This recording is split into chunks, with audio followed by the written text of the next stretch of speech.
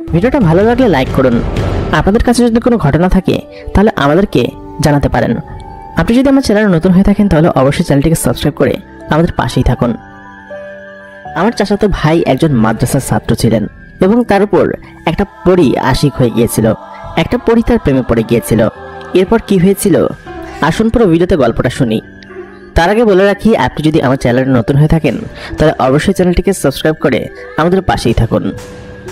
আমার চাচা একজন কৃষক ছিলেন। তার 2 ছেলে ছিল। সে চাইতো তার 2 ছেলেকে কোরআনের হাফেজ বানাবে। সে যে টাকা রোজগার করত সে টাকা দিয়ে ছেলে মেয়েদের স্কুলে পড়ানোর সামর্থ্য তার ছিল না। সেজন্য কোনো মাদ্রাসায় দিয়ে ছেলে মেয়েগুলোকে কোরআনের হাফেজ বানাতে চান।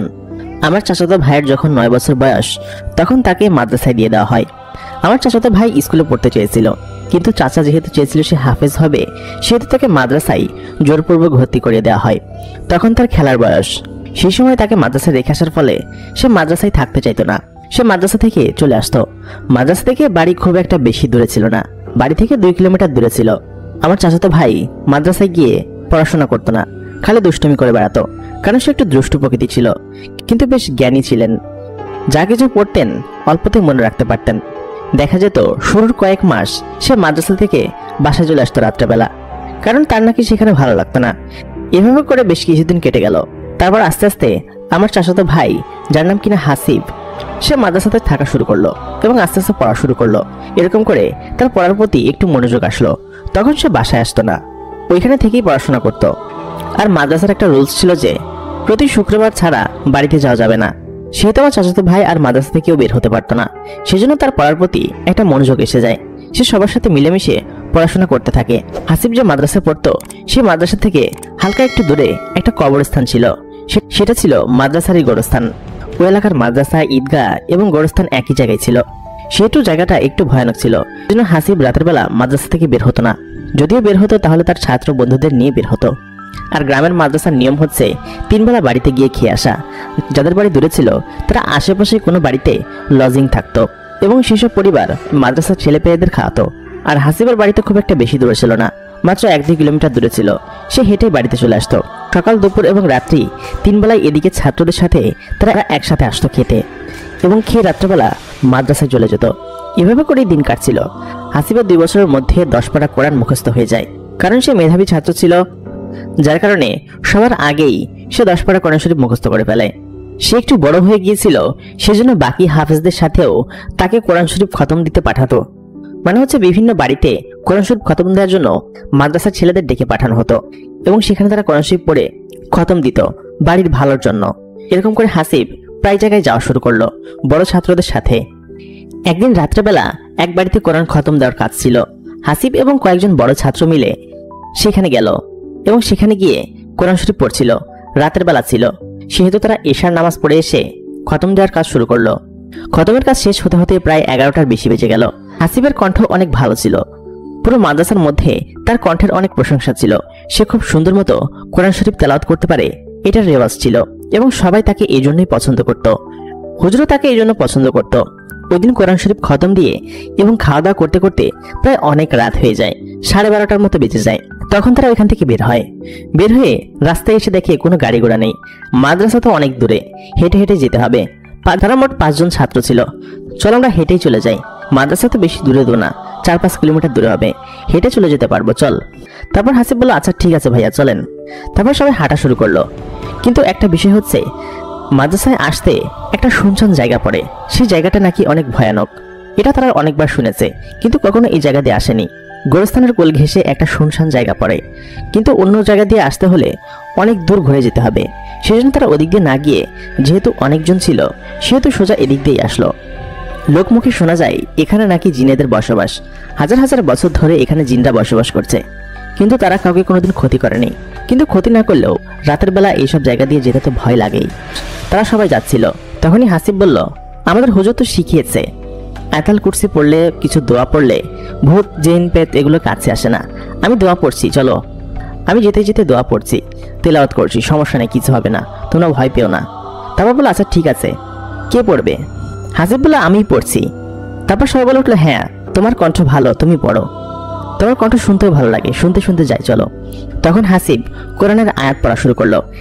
এত সুন্দর করে তেলাওয়াত করছিল যে এত মধুর আওয়াজ যে কারোর কানে গেলে সে পাগল হয়ে যাবে।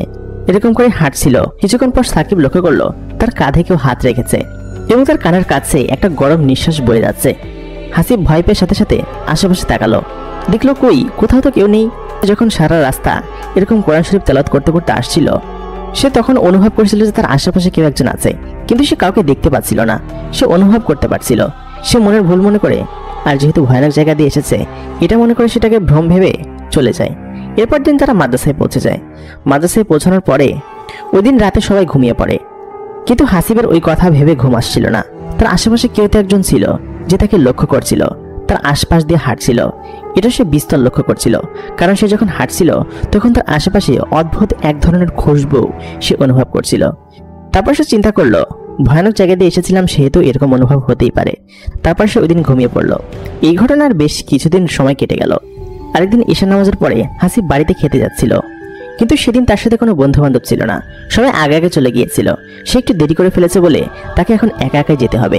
যেহেতু তার বাড়ি কাছে ছিল সেহেতু সে ভয় পেল না। সে আস্তে আস্তে হাঁটতে হাঁটতে চলে গেল। সে একা একা আসছিল এবং কোরআন তেলাওয়াত করতে করতে আসছিল। হঠাৎ করে সে সেই ফিলটা আবার পায়। সে অনুভব করে যে তার কাঁধে কেউ হাত রেখেছে, তার কাঁধের কাছ দিয়ে গরম নিঃশ্বাস বয়ে যাচ্ছে। সে তখন কোরআনের আয়াত পড়া থামিয়ে দিল। থামিয়ে দিয়ে আশেপাশে তাকিয়ে দেখলো কেউ নেই। সে যখন আবার পড়া শুরু করলো তখন সে আবার অনুভব করতে শুরু করলো যে তার পেছন দিয়ে কেউ আসছে। যখনই সে পেছনে তাকালো তখনই সে অবাক হয়ে গেল। দেখে এত সুন্দর এবং এত রূপবতী একটা মেয়ে তার পেছনে দাঁড়িয়ে আছে এবং তার চেহারা থেকে যেন আলো ঝিকতে পড়ছে। সে এত সুন্দরী যে তার দিক থেকে কেউ চোখ ফেরাতে পারবে না। হাসিব দেখে ভয় পেয়ে গেল এবং সে আটকে উঠে নিচে পড়ে গেল। তারপর মেয়েটা আস্তে আস্তে তার কাছে আসলো। এরপর বলল, ভয় পেও না, তুমি আমার হাত ধরো। হাসিব বলল, আপনি কে? তাই বলে পড়ে গিয়ে পেছনে বেয়ে বেয়ে যাওয়া শুরু করলো। সে হাত দিচ্ছিল না। সে অনেক ভয় পেয়ে গিয়েছিল, কারণ এত সুন্দর মেয়ে তো সে জীবনে দেখেনি। আর এত অন্ধকারের মধ্যেও তার চেহারা স্পষ্ট বোঝা যাচ্ছে। তার চেহারা যেন ঝিকরে উঠছে। মেয়েটা তার বয়সী ছিল। হাসিব বলল, তুমি কি, আর তুমি আমার পিছন নিয়েছো কেন? আর এইখানে এত রাতে তুমি কি করছো? তারপর মেয়েটা বলল, ভয় পেও না হাসিব, আমি তোমাকে কিছু করবে না। এরপর হাসিব জোরে জোরে আয়াতুল কুরসি পড়তে শুরু করলো। তারপর ওই মেয়েটা বলল, হাসিব থামো, আমি তোমাকে চিনি, আর তুমি এত ভয় পাচ্ছ কেন? তুমি আমার কথা শোনো। এরপর হাসিব বলল, কি বলেন, আপনি কে? তারপর ওই মেয়েটা বলল, হাসিব, আমি একজন পরী। হাসিব এই কথা শোনার সাথে সাথেই আরো বেশি আটকে উঠল। কি, একজন পরী তার পিছু নিয়েছে? আর পরী বলতে সত্যি কি পৃথিবীতে কিছু আছে? সে এই প্রথম দেখলো। তারপর পরীটা বলল, তুমি দয়া করে ভয় পেও না, আমিও তোমার বয়সী, আমি তোমাকে কোনো ক্ষতি করব না, তুমি দয়া করে উঠো। তখন হাসিব একটু উঠলো, কারণ মেয়েটা অনেক নরম কণ্ঠে কথা বলছিল। আর মেয়েটা এত বেশি সুন্দরী ছিল। আর হাসিবও যেহেতু সদ্য যৌবনে পা দিয়েছে, তার মধ্যে একটা আলাদা অনুভূতি খেলে গেল। সে এত সুন্দর মেয়ে তো এর আগে কখনো দেখেনি, আর তাদের গ্রামেও তো এত সুন্দর মেয়ে কোথাও নেই। তাহলে এ সত্যি কথাই হয়তো বলছে, এ নিশ্চয়ই কোনো পরী হবে। তারপর আমি বললাম, আপনি আমার পিছু নিয়েছেন কেন? তারপর পরীটা বলল, আপনি করে বলবেন না, তুমি করে বলো। তারপর হাসিব বলল, আচ্ছা ঠিক আছে, তুমি আমার পিছু নিয়েছো কেন? এরপর পরীটা বলল, তুমি এত সুন্দর করে কোরআন তেলাওয়াত করো, তোমার পিছু না নিয়ে থাকা যায়? আমি তো তোমার কোরআন তেলাওয়াত শুনে পাগল হয়ে যাচ্ছিলাম। তুমি যখন ওই রাতে ওদিক দিয়ে আসছিলে আর কোরআন তেলাওয়াত করছিলে, তখন তোমার কোরআন তেলাওয়াত শুনে আমি প্রায় পাগল হয়ে যাচ্ছিলাম। আমি আমার ঘরে শুয়েছিলাম, তোমার কোরআন তেলাওয়াতের এত মধুর কণ্ঠ শুনে আমি আর ঘরে থাকতে পারিনি। আমি ছুটে চলে আসি যে কে এত সুন্দর করে কোরআন তেলাওয়াত করছে। তারপর তোমাকে দেখে তোমার কণ্ঠের প্রেমে পড়ে যায় এবং এত সুন্দর লাগছিল যে তারপর থেকেই আমি তোমাকে ভালোবেসে ফেলি এবং সেদিন থেকেই আমি তোমার সাথে আছি। তুমি যখন কোরআন তেলাওয়াত করো তখন তোমার পাশে বসে আমি কোরআন তেলাওয়াত শুনি, আমার এত সুন্দর লাগে। তারপর হাসিব বলল, আমাকে লজ্জা দিও না, আমি এত সুন্দর পড়ি না। এরপর হাসিব বলল, তুমি আমার কাছে কি চাও? তারপর পরীটা বলল, হাসিব, আমি তোমার সাথে সবসময় থাকতে চাই, আমি তোমার প্রেমে পড়ে গিয়েছি হয়তো। সে সময় হাসিবের কোরআন খতম দেওয়ার আর কয়েক মাসই বাকি ছিল। সে যখন হাফেজ হয়ে যাবে সে সময় পরীটা তার জীবনে আসে। যেহেতু সে সদ্য যৌবনে পা দিয়েছিল সেহেতু সে পরীটার প্রেমে পড়ে গেল এবং এত সুন্দর মেয়ে সে জীবনে পাবে কিনা সে সেটা জানে না। সে এসব ভেবে প্রথম দেখাতেই তাকে পছন্দ করে ফেলল এবং বলল, আচ্ছা ঠিক আছে, আমারও তোমার বেশ পছন্দ হয়েছে, তুমি কোথায় থাকো? এরপর ওই পরীটা বলল, তুমি ওই দিন যেদিক দিয়ে এসেছিলে আমরা ওইখানেই থাকি, আমি হচ্ছে ওইখানের মন্ত্রীর মেয়ে। ওই দিন কথা বলতে বলতে হাসিবার বাড়িতে যেতে পারেনি। ওদিকে তার ঘড়িতে দেখে যে অলরেডি আধা ঘন্টা পার হয়ে গিয়েছে, আর বাকি 15 মিনিট সে কি যাবে আর আসবে আর খাবেই বাকি। তারপর চিন্তা করলো, তোমার জন্য আজকে আমি খেতে পারলাম না, আমাকে মাদ্রাসায় চলে যেতে হবে, ভোকা পেটে আমাকে থাকতে হবে। তার সাথে সাথে পরীটা বলল, তুমি আমার সাথে আসো। তারপর হাসিব পরীটার হাত ধরলো। ধরার সাথে সাথেই সে দেখলো সে এমন একটা জায়গায় চলে এসেছে যে জায়গা সে আগে কোনোদিন দেখেনি। সে একটা আলিশান ঘরের মধ্যে আছে এবং সেখানে নানান ধরনের বাহারি খাবার দাবার টেবিলের মধ্যে রাখা। সে তো এসব খাবার কখনোই খায়নি, এত সুন্দর খাবার। তারপর পরীটা বলল, নাও এগুলো তোমার জন্য, খাও। তারপর হাসিব কিছু চিন্তা না করে খাওয়া শুরু করলো। যেহেতু অনেক পড়েছিল এবং তার পেটে ক্ষুধাও লেগেছিল, সেহেতু সে খাওয়া শুরু করলো। ভরপেট খাওয়ার পরে হাসিব বলল, আমি এত সুন্দর খাবার আমার জীবনে কোনোদিন খাইনি, ধন্যবাদ। তারপর বলল, ও তোমার নামটাই তো এখনো জানা হয়নি, তোমার নাম কি? এরপর পরীটা বলল, হ্যাঁ আমার নামই তো জানোনি, আমার নাম হচ্ছে ইসরা। হাসিব বলল, ও ধন্যবাদ ইসরা এত সুন্দর খাবার খাওয়ানোর জন্য। তারপর হাসিব ঘড়িতে টাইম দেখলো, আরো 5 মিনিট ওভার হয়ে গিয়েছে, এখনই মাদ্রাসায় না ঢুকলে হুজুরের বেতের বাড়ি খেতে হবে। তখন হাসিব বলল, আমাকে এখন যেতে হবে, গেলে হুজুর অনেক পিটানি দিবে। তারপর হাসিব বলল, আচ্ছা ঠিক আছে, তোমার চোখ বন্ধ করো। তারপর হাসিব চোখ বন্ধ করার সাথে সাথে যখন চোখ খুললো তখন দেখলো সে মাদ্রাসার মধ্যে তার বিছানার উপর বসে আছে। এটা দেখে সে অবাক হয়ে গেল। সে ইসরার সব কাজে মুগ্ধ হচ্ছিল, তার রূপে গুণে সব কাজেই সে মুগ্ধ হচ্ছিল, কারণ এরকম হলে তো মন্দ হয় না। সবকিছু তার কাছে নতুন অনুভূতি ছিল। ওই দিন রাতে সে অনেক খুশি ছিল। তারপর সে ঘুমিয়ে পড়লো। এর বেশ কিছুদিন সময় কেটে গেল। হাসিবের সেই সময় ঘনিয়ে আসলো যখন সে হাফেজ শেষ করে ফেললো। যখনই সে হাফেজ শেষ করে ফেললো তখন ইসরা তাকে অভিনন্দন জানালো এবং ওই মাদ্রাসায় মাহফিল হতো, সে মাহফিলে সে পাগড়ি পেল। তার সাথে তার আরো কয়েকটা বন্ধুও পাগড়ি পেল যারা কিনা কোরআন শরীফ খতম দিয়েছেন। সাকিব যেখানে যেত ইসরা তার সাথে থাকতো, কিন্তু হাসিব ছাড়া ইসরাকে আর কেউ দেখতে পেত না। সে সবসময় হাসিবের সাথেই থাকতো। এরপর হাসিব পাগড়ি নিয়ে বাড়িতে গেল। বাড়িতে গিয়ে যখন তার বাবাকে দেখালো তখন তার বাবা অনেক খুশি হলো, কারণ তার বাবা তো এটাই চেয়েছিল। ইসরা, হাসিব, তার বাবা মা সবাই হাসছে এবং হেসেই যাচ্ছে, কারণ এখন তো আনন্দের সময়। তারপর রাতে খাওয়া দাওয়া শেষে হাসিব শুতে গেল। তখনই ইসরা তার রুমে এসে হাজির। ইসরা বলল, কি আমার মহাশয়, কোরআন শরীফ তো শেষ করে ফেললেন, এখন আমাকে একটু তেলাওয়াত শোনান। হাসিব বলল, এইখানে এত রাতে? ইসরা বলল, আচ্ছা ঠিক আছে বাবা, চলেন আমার সাথে। এরপর ইসরা হাসিবকে উড়িয়ে এমন একটা শুনশান জায়গায় নিয়ে গেল যেখানে আর কেউ নেই, শুধুমাত্র তারা দুজনই আছে। হাসিব ইসরার হাতে হাত রাখলো। ইসরাকে খুব সুন্দর লাগছিল, সে খুব সুন্দর হিজাব পরে আছে। ইসরার হিজাব পরা হাসিবের কাছে অনেক ভালো লাগে। সে এত সুন্দর করে হিজাব পরে, আর হিজাব পরলে, বোরকা পরলে তাকে এত সুন্দর লাগে যে তার দিকে শুধুমাত্র তাকিয়ে থাকতে ইচ্ছা করে। হাসিব ইসরার হাত ধরে বসেছিল এবং জোরে জোরে কোরআন তেলাওয়াত করছিল। ইসরা হাসিবের কোরআন তেলাওয়াত শুনে একেবারে মুগ্ধ হয়ে যাচ্ছিল, সেজন্য অন্য জগতে হারিয়ে যাচ্ছিল। এরপর হাসিব ইসরাকে বলল, ইসরা আমি তোমাকে কিছু কথা বলতে চাই, সিরিয়াস কথা। এরপর ইসরা বলল, কি কথা হাসিব? হাসিব বলল, আমরা আর এভাবে মিলিত না হই, চলো আমরা বিয়ে করে ফেলি, কারণ এভাবে মিলিত হওয়া তো অবৈধ, আর আমি যে একজন হাফেজ, চলো আমরা বিয়ে করে ফেলি। ইসরা বলল, আমার বাবা মামার কাছ থেকে পারমিশন নিয়ে আসি। হাসিব বলল, তোমার বাবা মা কি পারমিশন দিবে? এরপর ইসরা বলল, আমার মনে হয় না তারা কিছু বলবে, কারণ আমি তোমার মতো একজন ছেলেকে ভালোবেসেছি যে কিনা গুণের দিক দিয়ে কোনো অংশেই কমতি নাই। এবার হাসিব বলল, আচ্ছা ঠিক আছে, তবে আমার কিন্তু একটা শর্ত আছে। ইসরা বলল, কি শর্ত হাসিব? হাসিব বলল, বিয়ের পরে কিন্তু তুমি আমার সাথে থাকবে এবং আমাদের বাড়িতে থাকবে। এরপর ইসরা বলল, আচ্ছা ঠিক আছে, তুমি যা বলবে তাই। এরপর ইসরা তার বাবা মার কাছে গেল পারমিশন নিতে। তারপর তার বাবা মা বলল, কি একজন মানুষকে বিয়ে করবি? এটা কখনোই হতে পারে না, তুই এটা করতে পারিস না। এরপর ইসরা বলল, বাবা আমি ওকে ভালোবাসি, আর ও অনেক ভালো ছেলে। এরপর ইসরার বাবা বলল, ও যতই ভালো হোক, ও তো একজন মানুষ, তাই না? আর জিন আর মানুষের কখনো মিলিত হতে পারে না। এরপর ইসরা বলল, বাবা তুমি এমন করছো কেন? তারপর ইসরার বাবা বলল, এটাই আমার শেষ কথা, তুমি কোনো মানুষকে বিয়ে করতে পারবে না। তারপর ইসরা কান্না করতে করতে চলে আসলো। এরপর ইসরা হাসিবের কাছে এসে বলল, আমার বাবা মা মানেনি। তারপর হাসিব বলল, আমি তোমাকে বলেছিলাম যে সে মানবে না। তারপর ইসরা বলল, আমি তাদেরকে ত্যাগ করে তোমার কাছে চলে এসেছি। হাসিব বলল, তুমি চলে এসেছো মানে তারা তোমাকে কিছু বলবে না? তারা তো তোমাকে নিয়ে যাবে। এরপর ইসরা বলল, তারা নিতে পারবে না, তুমি চলো আমরা বিয়ে করে ফেলি। এরপর ইসরা আর হাসিব গোপনে বিয়ে করে ফেললো। তখন হাসিবের বয়স প্রায় 19 বছর, কিন্তু ওই বয়সে বিয়ে করে ফেলেছে বাবা মাকে না জানিয়ে। সেটা জানলে হয়তো তার বাবা মা অনেক কষ্ট পাবে। সেজন্য হাসিব ইসরাকে বলল, ইসরা এখনই তোমাকে আমার বাড়িতে নিতে পারছি না, তুমি তোমার ওইখানে থাকো, আমরা এভাবে মিলিত হব এবং যখন সঠিক সময় আসবে তখন আমি তোমাকে আমার বাড়িতে নিয়ে যাব।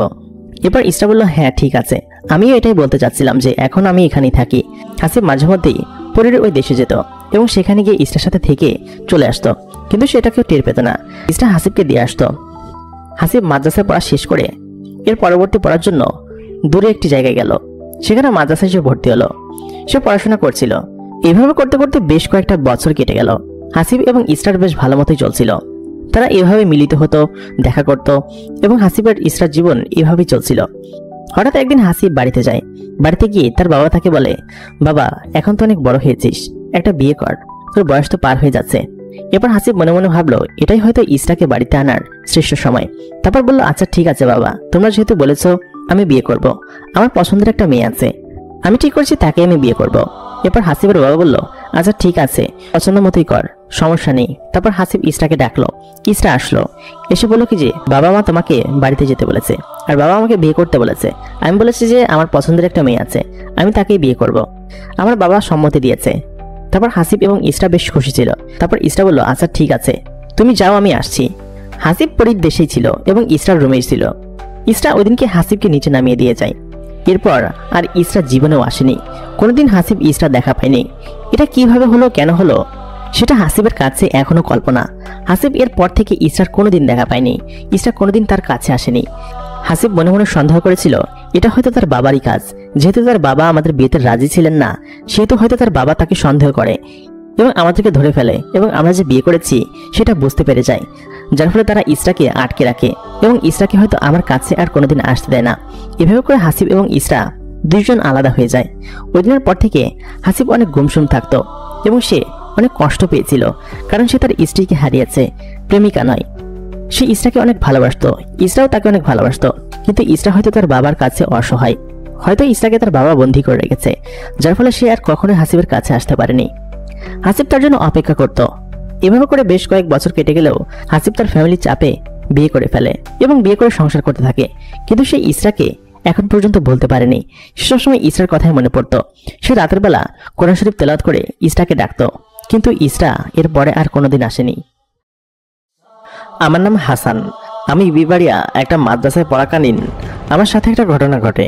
সেটা হলো একটা পরীর সাথে আমার দেখা হয় এবং পরবর্তীতে আমি পরীটার অনেক ক্লোজ হয়ে যাই। শুরুতে পরীটাকে দেখে আমি বেশ ভয় পেয়েছিলাম, কিন্তু পরবর্তীতে যখন পরীটা প্রতিদিন আমার কাছে আসা শুরু করলো, তখন বিষয়টা দেখে আমি আর ভয় পেতাম না। আমি পরীটার সাথে অনেক বেশি ফ্রি হয়ে গিয়েছিলাম। আমার সাথে ঘটনাটা কিভাবে ঘটেছিল এবং পরবর্তীতে পরীটার বা কি হলো, সে ঘটনা আজকে আমি আপনাদেরকে বলবো। হাসানার গল্পটি শুনতে আপনারা ভিডিও শেষ পর্যন্ত অবশ্যই থাকুন। তার আগে বলে রাখি, আপনি যদি আমাদের চ্যানেলে নতুন হয়ে থাকেন তাহলে অবশ্যই চ্যানেলটিকে সাবস্ক্রাইব করে পাশে থাকা বেল নোটিফিকেশন অন করে দিন, যাতে করে নতুন ভিডিওর নোটিফিকেশন সবার আগে পেয়ে যান। তাহলে চলুন সরাসরি ঘটনায় চলে যাওয়া যাক। আমার নাম হাসান। আমি বিবাড়িয়ার একটা মাদ্রাসায় পড়াশোনা করতাম। এখন আমার বয়স প্রায় 40+। আমি যখন মাদ্রাসায় পড়তাম তখন আমার বয়স ছিল 17 কি 18 বছর। ঘটনাটি 1997 কিংবা 98 সালের দিকে। তখন আমি প্রায় হাফেজ হবার কাছাকাছি চলে এসেছি। মাদ্রাসাটা ছিল হচ্ছে একটা এতিমখানা এবং হেফজখানা। সেখানে অনেক এতিম ছেলে মেয়ে পড়াশোনা করত। আমিও তাদের মধ্যে একজন এতিম ছিলাম। আমি ছোটবেলা থেকেই দাদা দাদির কাছে মানুষ হয়েছি। আমার বয়স যখন 5 বছর, তখন একটা গাড়ি অ্যাক্সিডেন্টে আমার বাবা মা মারা যায়। যদি আমি সেদিন বাবা মার সাথে যেতাম তাহলে হয়তো আমিও মারা যেতাম, কারণ সেদিন আমি আমার দাদা দাদির সাথে বাড়িতে ছিলাম আর বাবা মা একটা কাজে শহরে গিয়েছিলেন। একটা অ্যাক্সিডেন্টে আমার বাবা মার মৃত্যু হয়। তারপর থেকে আমি আমার দাদা এবং দাদির কাছেই মানুষ হয়েছি। আমার বয়স যখন 15 বছর হলো, তখন আমার দাদা এবং দাদি একটু আকপাস করে দুজনেই মারা গেলেন। মানে হচ্ছে দাদি কয়েক বছর আগে মরেছিলেন এবং দাদা শেষে মারা গেলেন। তারপর আমার চাচারা আমাকে এতিমখানায় রেখে গেলেন। আমি এখানে থেকেই পড়াশোনা করতাম। এই এতিমখানাটাই আমার সব থেকে প্রিয় জায়গা ছিল, কারণ বাড়িতে গেলে কেউ আমাকে ভালোবাসতো না, সবাই আমাকে এখানে বেশ ভালোবাসতো এবং আমার পরিবার সব এখানেই ছিল। এখানে আমার বন্ধু বান্ধব ছিল, আমার হুজুররা সবাই আমাকে বেশ ভালোবাসতেন। আমি পড়াশোনায় বেশ ভালো ছিলাম। শুরু থেকেই হুজুররা আমাকে বেশ পছন্দ করতেন। আমার স্বভাব, চরিত্র, আচরণ সবকিছুই তাদের ভালো লাগতো এবং আমি বেশ ভালো স্টুডেন্ট ছিলাম। পড়া খুব সহজেই মুখস্থ করে ফেলতাম এবং গর্বের সাথে হুজুররা আমাকে অন্যের সাথে পরিচয় করিয়ে দিতেন। অনেক কম্পিটিশনে গিয়েছি যেখানে আমরা ফার্স্ট প্রাইজ নিয়ে এসেছি, বিশেষ করে আমার জন্য। সেজন্যই হুজুররা আমাকে বেশ সমীহ করতেন। মাদ্রাসাতে থাকাকালীন আমার একটা অভ্যাস ছিল যে প্রতিদিন রাত্রেবেলা কোরআন শরীফ তেলাওয়াত করা। প্রতিদিন রাত্রেবেলা কোরআন শরীফ তেলাওয়াত না করে আমি ঘুমাতাম না। এটা আমার অভ্যাস হয়ে গিয়েছিল। মাদ্রাসায় থাকাকালীন দেখা যেত যেদিন রাত্রে ঘুম আসতো না, সেদিন রাতে আমি কোরআন শরীফ নিয়ে বসতাম। দেখা যেত কি যে মাদ্রাসার সব ছাত্ররা ঘুমিয়ে পড়েছে, কিন্তু আমি জেগে রয়েছি এবং জেগে গুনগুন করে কোরআন শরীফ পড়ছি। একদিন হুজুর বিষয়টা লক্ষ্য করলেন এবং সে বললেন, তুমি এত রাতে কোরআন শরীফ পড়ো কেন? এখন তো ঘুমানোর সময়, যদি ঠিকঠাক মতো না ঘুমাও তাহলে তো শরীর খারাপ করবে। তারপর থেকে আমি বেশি রাত অব্দি কোরআন শরীফ পড়তাম না। সবাই ঘুমিয়ে যাওয়ার পরে নিজে নিজে একটু তেলাওয়াত করে তারপর ঘুমিয়ে পড়তাম। এরকম করেই আমার জীবন বেশ ভালো কাটছিল। মাদ্রাসার পরিবেশ এবং সেখানকার বন্ধুবান্ধব এবং সবাইকে নিয়ে আমার জীবন খুব স্বাচ্ছন্দ্যেই কাটছিল। কিন্তু আমার জীবন পাল্টে যায় এক রাতের ঘটনায়। এটা মাদ্রাসা বন্ধ ছিল, আর বন্ধ থাকার কারণে সব ছাত্ররা তাদের বাড়িতে চলে গিয়েছিল। হুজুররাও দেখা গেল তাদের বাড়িতে চলে গিয়েছিল। শুধু কয়েকজন ছাত্র আর দুজন হুজুর মাদ্রাসাতে ছিল, আর বাকি সবাই চলে গিয়েছিল। আর যেহেতু আমার কোথাও যাবার জায়গা ছিল না, সেহেতু আমি সবসময় সব অনুষ্ঠানে মাদ্রাসাতেই থাকতাম, আর মাঝে মধ্যে চাচাদের বাড়িতে বেড়াতে যেতাম, এতটুকুই।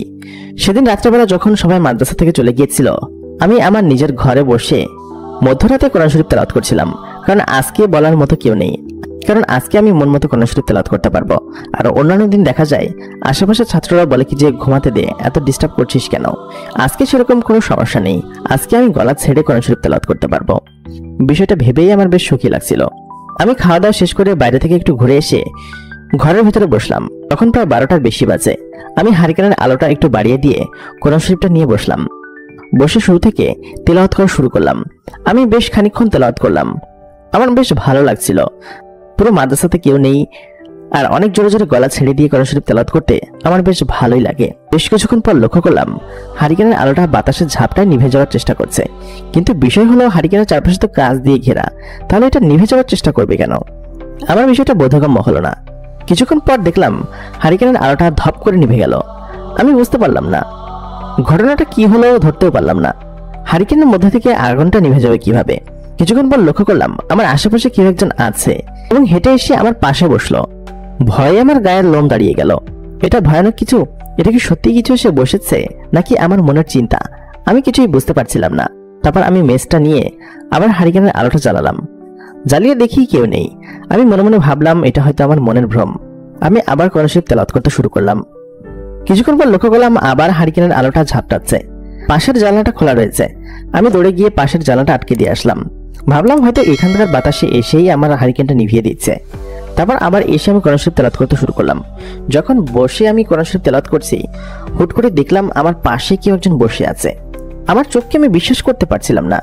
আমার পাশে মায়াবতী চেহারার একজন মেয়ে বসে আছে, কিন্তু মেয়েটার চেহারা দেখা যাচ্ছে না, কারণ লেবাস দিয়ে তার চেহারা ঢাকা এবং সাদা ধবধবে একটা লেবাস পরে সে আমার পাশে বসে আছে। এত সুন্দর লেবাস এর আগে আমি জীবনে দেখিনি। তার জামাটা থেকে যেন নূর ঝরে পড়ছে, একদম আলো ছিকড়ে পড়ছে। তার চোখ দুটো একদম ঘন নীল। এরকম সুন্দর চোখ এর আগে আমি দেখিনি।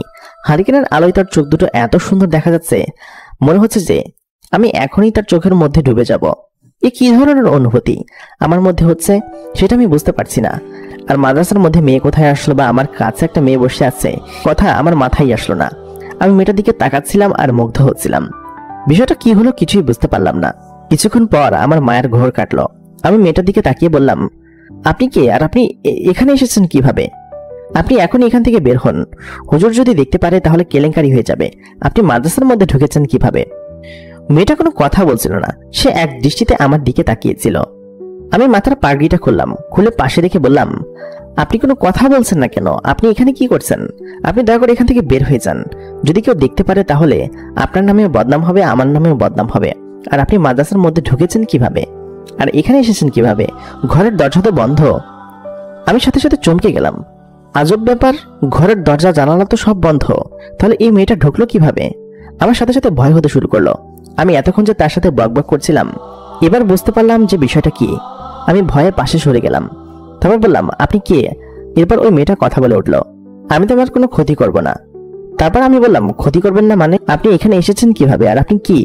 এরপর ওই মেয়েটা বলল, ভয় পেও না তুমি, আমি একজন পরী, জিন জাতিদের মধ্যে একজন। জিনেদের ব্যাপারে নিশ্চয়ই শুনেছ। এই কথাটা শোনার সাথে সাথেই আমার চোখ মুখ বেয়ে ঘাম পড়তে শুরু করলো, কারণ একটা পরী আমাকে দেখা দিয়েছে। জিন জাতির ব্যাপারে এর আগে অনেক খারাপ কথা শুনেছি, তারা নাকি মানুষকে ধরে নিয়ে যায় এবং মেরে ফেলে।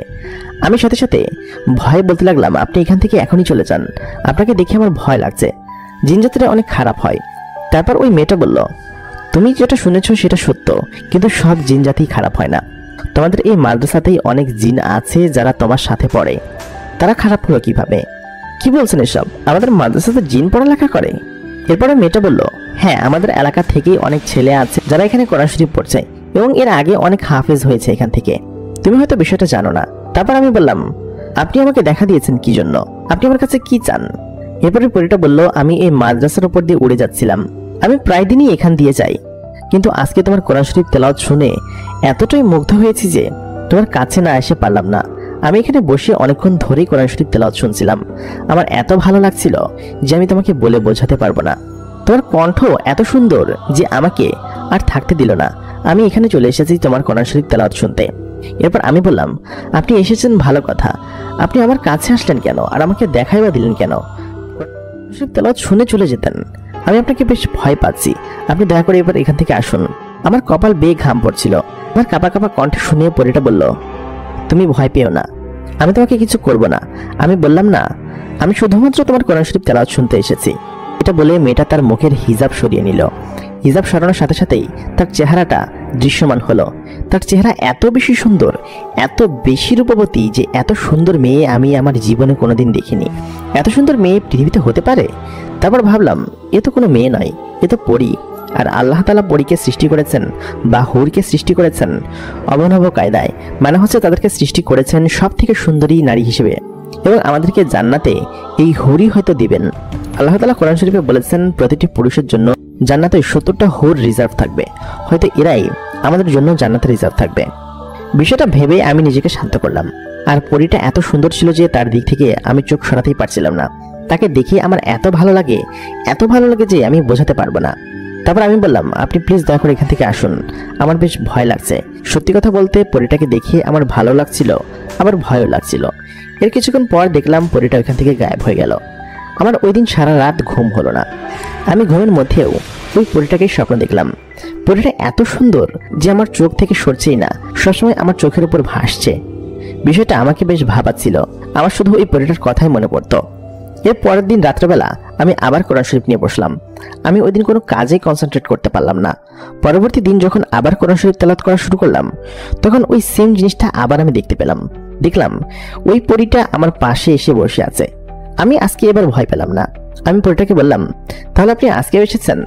তারপরে পরীটা বলল, তোমার কণ্ঠ এত সুন্দর আর তোমার কণ্ঠে কোরআন শরীফ তেলাওয়াত শুনতে আমার এত ভালো লাগেছে আমি না এসে থাকতে পারি না।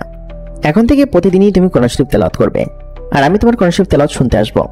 আমাকে এই জিনিসটা পাগল করে দেয়। তোমার কণ্ঠ এত সুন্দর কেন? তোমার কণ্ঠ এত সুন্দর কেন? আর তোমার কণ্ঠ থেকে কোরআন শরীফ তেলাওয়াত শুনতে আমার এত ভালো লাগে কেন বলো তো? আমি বললাম, আমি জানি না। তারপর পরীটা আমার পাশে বসে থাকলো এবং আমি জোরে জোরে কোরআন শরীফ তেলাওয়াত করতে লাগলাম। পরীটা এত বেশি মুগ্ধ হচ্ছিল আর তার দিকে তাকিয়ে আমার এত ভালো লাগছিল যে আমি আর কোনো কিছুর কথাই ভাবতে পারলাম না। এরকম করে আমাদের বেশ কাটছিল। ছুটি বেশ লম্বা ছিল, সেহেতু পরীটা প্রতিদিন রাত্রেবেলা আসতো আর প্রতিদিন রাত্রেবেলা আমি তাকে কোরআন শরীফ তেলাওয়াত শোনাতাম। আমি তাকে কোরআন শরীফ তেলাওয়াত করে শোনাতাম। এরকম করতে করতে এক পর্যায়ে আমি পরীটাকে ভালোবেসে ফেলি। শুরু থেকেই তো তাকে আমার বেশ পছন্দ। আর জীবনের প্রথম প্রেমের অনুভূতি কেমন হয় সেটা সবারই জানা, যারা প্রথমবার প্রেমে পড়েছেন। সেটা মানুষ হোক বা পরী হোক, প্রেম তো প্রেমই। আমি পরীটার প্রেমে পড়ে গেলাম নিজের অজান্তেই। যদিও প্রথম থেকেই পরীটাকে পছন্দ করতাম, তাকে দেখে আমার ভালো লাগতো, কিন্তু এর কিছুদিন পরে মনের মধ্যে এমন এক ধরনের অনুভূতির সৃষ্টি হলো যে অনুভূতিকে আমি চাইলেও দাবাতে পারতাম না। এই ধরনের অনুভূতি আমি আমার জীবনে কোনোদিন পাইনি। একটা পরীর প্রতি এত টান, এত ভালোবাসা, এত মায়া, এত আবেগ আমি কোনোদিন অনুভব করিনি।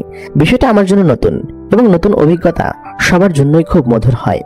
পরীটা যেদিন আসলো, আমি ভাবে ইঙ্গিতে বুঝতে পারলাম যে সেও আমাকে হয়তো পছন্দ করে, কারণ হচ্ছে সে আমার আশেপাশে সবসময় ঘুরঘুর করে। এরপরে মাদ্রাসা শুরু হলো। মাদ্রাসা শুরু হবার পরে সে কিন্তু এসে আমার কোরআন শরীফ তেলাওয়াত শুনতে পারতো না। বিষয়টা তার কাছে বেশ কষ্টের ছিল। একদিন রাত্রেবেলা আমি ঘুমাচ্ছি, হঠাৎ করেই পরীটা আমার সামনে উপস্থিত হলো। দেখি সবাই ঘুমাচ্ছে, সে এখানে এসে দাঁড়িয়ে আছে। আমি বললাম, আপনি এখানে এসেছেন কেন? যদি কেউ দেখে ফেলে তাহলে সমস্যা হবে। তারপর পরীটা বলল, আমি তোমাকে নিয়ে যেতে এসেছি, আসো। আমি বললাম, নিয়ে যেতে এসেছেন মানে? কোথায় নিয়ে যাবেন? তারপর ওই পরীটা বলল, আমি তোমাকে বাইরে নিয়ে যেতে এসেছি। তোমার কোরআন শরীফ তেলাওয়াত শুনতে না পারলে আমার ভালো লাগছে না। তোমাকে এমন একটা জায়গায় নিয়ে যাবো যেখান থেকে তুমি সুন্দরভাবে কোরআন শরীফ তেলাওয়াত করতে পারবে, এবং ফজরের আগেই তোমাকে আমি দিয়ে যাব, তুমি চিন্তা করো না। তারপর আমি বললাম, সত্যি তো? কিছু হবে না তো? তারপর ওই পরীটা বলল, না কিছু হবে না, তুমি চলো আমার সাথে। আমি পরীটাকে বিশ্বাস করতাম এবং তার সাথে থাকতে আমার বেশ ভালো লাগতো, সেজন্য আমি দ্বিতীয় কোনো প্রশ্ন করলাম না। পরীটা আমার হাত ধরলো। হাত ধরার সাথে সাথেই চোখ বন্ধ করলাম। চোখ বন্ধ করার কিছুক্ষণ পরে দেখি আমি আমার বিছানার উপর নেই। খুবই অবাক কাণ্ড। আল্লাহ এদেরকে কত ধরনের অলৌকিক ক্ষমতা দিয়েছেন। বিষয়টা খুবই অবিশ্বাস্য হলেও এদের কাছে বিষয়টা সত্য এবং খুবই ইজি ব্যাপার। এরকম করে ওই দিন সে আমাকে তাদের রাজ্যে নিয়ে গিয়েছিল। তাদের রাজ্য মানে তারা যেখানে থাকে সেখানে। আমি বিষয়টা জানতাম না যে সে আমাকে তাদের রাজ্যে নিয়ে গিয়েছিল। ওই দিন রাত্রে এক জায়গায় বসে সে আমার কোরআন শরীফ তেলাওয়াত শুনলো। তার নাকি অনেক ভালো লাগছিল। অনেকদিন পরে সে শুনতে পেরে হাঁপ ছেড়ে বাঁচলো। ওই দিনকেই আমি আমার মনের কথাটা তাকে বলে দিলাম। আমি বললাম, আমি হয়তো আপনাকে ভালোবেসে ফেলেছি, কারণ এরকম অনুভূতি আমি আমার জীবনে কোনোদিন পাইনি। আপনার প্রতি যে টান অনুভব করছি এটা আমি কোনোদিন পাইনি। তারপর ওই পরীটা বলল, আমিও হয়তো তোমাকে ভালোবেসে ফেলেছি। তোমার সবকিছুই আমার ভালো লাগে, এত ভালো লাগে যে আমার মনে হয় যে সবসময় আমি তোমার সাথেই থাকি। এরপর ওই দিন দুজন দুজনের অনেক কাছে চলে আসলাম। আমি তাকে ভালোবাসার কথাটা বলে দেওয়ার পরে আমার এত বেশি ভালো লাগছিল যে আমি বলে বোঝাতে পারবো না।